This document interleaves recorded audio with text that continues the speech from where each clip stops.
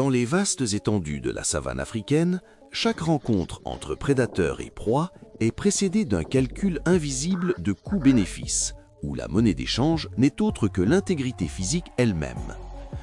Nous commençons par un scénario de disparité numérique. Si chacal à Chabrac encercle un seul ratel, mathématiquement, l'issue semble évidente. Le ratel, ou blaireau à miel, comme on l'appelle aussi, est l'un des mammifères les plus singuliers de la planète. Son principal atout réside dans sa peau. Exceptionnellement épaisse et anatomiquement lâche par rapport à son corps, elle fait office d'armure articulée. Lorsqu'un chacal parvient à mordre l'animal, le ratel pivote simplement à l'intérieur de sa propre peau pour se repositionner instantanément face à l'assaillant, prêt pour la contre-attaque. Les canidés commencent à comprendre qu'une victoire ici aurait un prix exorbitant, des blessures qui compromettraient leur capacité à chasser des proies plus faciles durant les semaines à venir. La scène s'achève sur une trêve, un résultat qui, dans notre lecture de la savane, équivaut à une victoire éclatante pour le ratel. Cette même logique de coût-bénéfice opère sur un autre registre, cette fois-ci beaucoup plus sombre. Oroncai, un lion bien connu de la région, terrasse une bufflonne adulte. La mise à mort, bien qu'impressionnante, n'est pas l'élément le plus révélateur, c'est ce qui se passe après. Le baleineau du buffle reste aux côtés du corps de sa mère. Cette attitude mêle deux éléments distincts, une protection instinctive et une incompréhension totale du danger immédiat. Le petit opère encore selon la logique qui a régi chaque jour de sa vie jusqu'alors. La proximité maternelle est synonyme de sécurité. Il observe, il attend, réalisant peut-être que quelque chose a changé, mais il n'a pas encore le répertoire nécessaire pour interpréter l'immobilité définitive de sa mère. La nature, rarement clémente, n'attend pas ce processus d'apprentissage. Pour le lion Oroncai, la présence du petit représente une opportunité supplémentaire, sans le risque d'un second affrontement épuisant. L'innocence, dans la savane, a un prix fixe et la facture est présentée sans préavis. Le siège d'une girafe adulte dans le Serengeti expose l'autre côté de l'équation. Avec plus de 6 mètres de haut et plus de 1000 kg de masse musculaire, la girafe représente un défi logistique sans équivalent pour tout prédateur terrestre. Un seul coup de sabot peut assommer un lion adulte instantanément, un fait que les félins de cette troupe ont clairement intériorisé.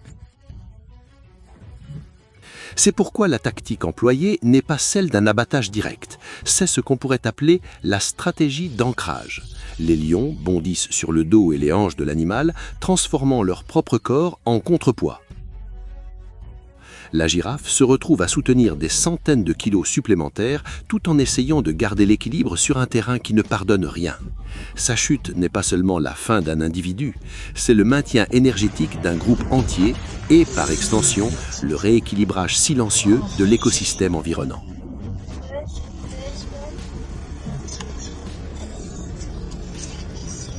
Mais il existe des endroits dans la savane où la taille n'est pas l'avantage majeur.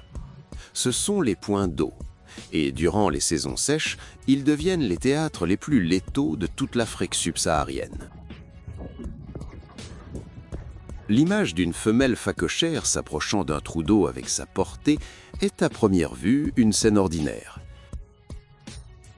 Les phacochères ont développé l'habitude de plier leurs genoux antérieurs pour boire, une adaptation qui abaisse leur centre de gravité et théoriquement décuple l'explosion musculaire nécessaire à une fuite immédiate.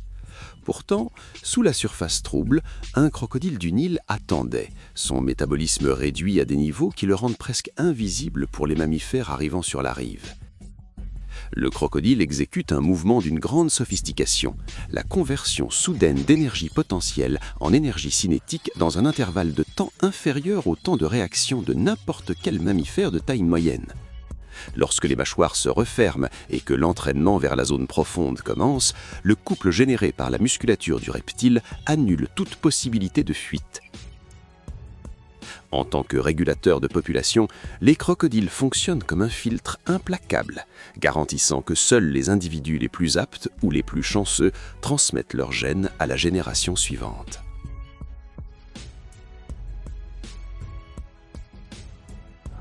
La même efficacité défensive dont le ratel a fait preuve au début réapparaît sous une forme totalement différente lors de la rencontre entre un léopard et un porc-épic. Le mécanisme de défense du porc-épic est l'un des plus raffinés du monde naturel.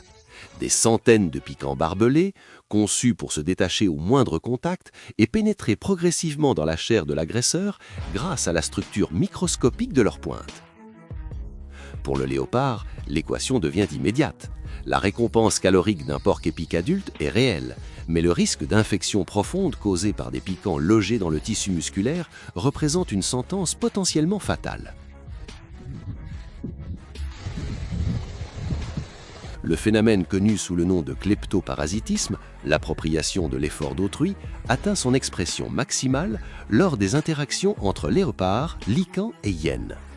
Le léopard, opérant en spécialiste solitaire, exécute la stratégie d'obtention. Cependant, il ne fait que la moitié du travail. L'autre moitié est dictée par la dynamique des compétiteurs aux alentours.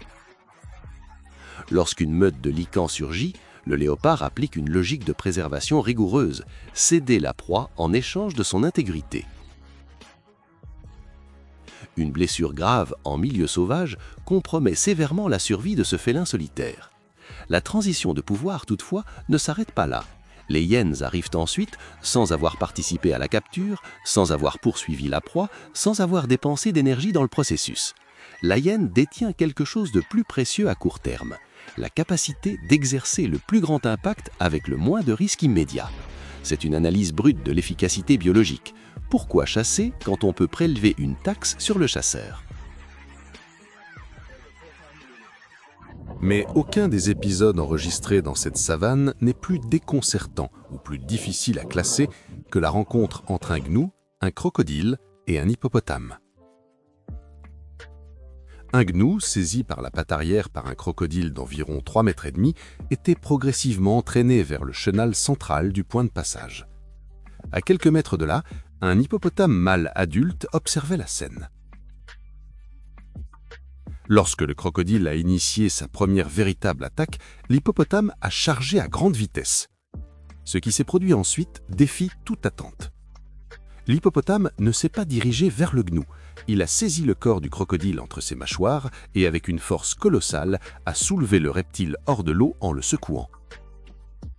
La pression a été suffisante pour que le crocodile lâche prise instantanément. Le gnou a remonté la berge et a disparu dans la végétation, malgré une boiterie sévère.